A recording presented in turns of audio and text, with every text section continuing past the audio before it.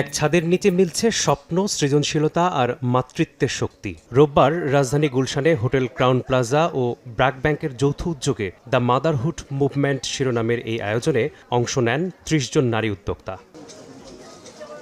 কেউ নিয়ে এসেছে হাতে তৈরি শাড়ি, কেউ জুয়েলারি, আবার এনেছেন কেউ ঘরে তৈরির খাবার, মোমবাতি সহ নিজেকে ব্র্যান্ডিং করার মতো প্রোডাক্ট। এনভায়রনমেন্ট অনেক সুন্দর, সবাই অনেক এনকারেজিং, সবকিছু ভালো লাগছে। নারীরা উদ্যোক্তা হলে পুরুষদের জন্য একজন ভালো, যে পাশাপাশি একজন হেল্প হয়। অনুষ্ঠান অনেক হচ্ছে, ইনিশিয়েটিভ অনেক নেওয়া হচ্ছে, কিন্তু ইম্প্যাক্ট সে অর্থে হচ্ছে বললে ভুল বলা হবে। আমি কাস্টমারদের টার্গেট করছি যাতে আমার স্টলে যাতে কাস্টমার কিছু না কিছু একটা আসলে নিয়ে যায়। আয়োজকদের মতে এটি শুধু মাদার্স ডে উদযাপনেই নয়, বরং সমাজে নারী নেতৃত্ব ও উদ্যোক্তা হয়ে ওঠার গল্প তুলে ধরার একটি প্ল্যাটফর্ম।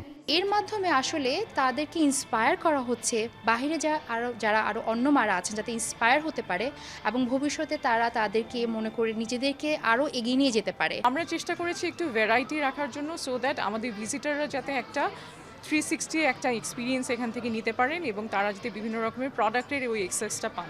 অংশগ্রহণকারীদের মতে মাতৃত্ব শুধু দায়িত্বই নয়, এটি শক্তি আর সম্ভাবনারও প্রতীক। সেই বার্তাই তুলে ধরছে এই ব্যতিক্রমী আয়োজন। মেসবাহুল আলিফ, সময় সংবাদ, ঢাকা।